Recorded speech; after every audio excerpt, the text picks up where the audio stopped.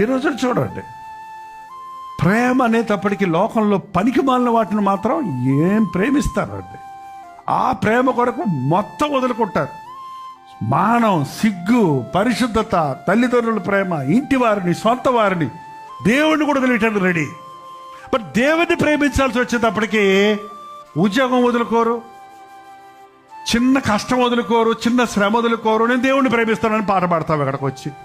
ఏం క్రైస్తవులండి ఈ రోజున? ఏం క్రైస్తవులు? నైజీరియాలో క్రీస్తుని వదిలిపెడతావా, చంపమంటావా అని చంపుకోవాలి, చచ్చిపోతున్నారు అక్కడ.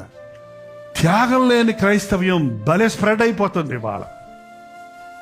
విశ్వాసం విశ్వాసం అంటారు కానీ విశ్వాసం లేదు. ఆత్మ ఆత్మ పరిశుద్ధాత్మ అంటారు కానీ పరిశుద్ధత లేదు.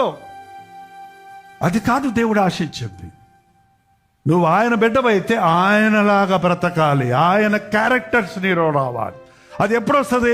నువ్వు ఆయన్ని పూర్ణ హృదయంతో నువ్వు ప్రేమిస్తే ఆయన అర్థం చేసుకుంటావు, ఆయన మనసుని అర్థం చేసుకుంటావు, ఆయన ప్రణాళికలు అర్థం చేసుకుంటావు, ఆయన పద్ధతిని అర్థం చేసుకుంటావు, ఆయన స్వభావం నీలోకి వస్తుంది.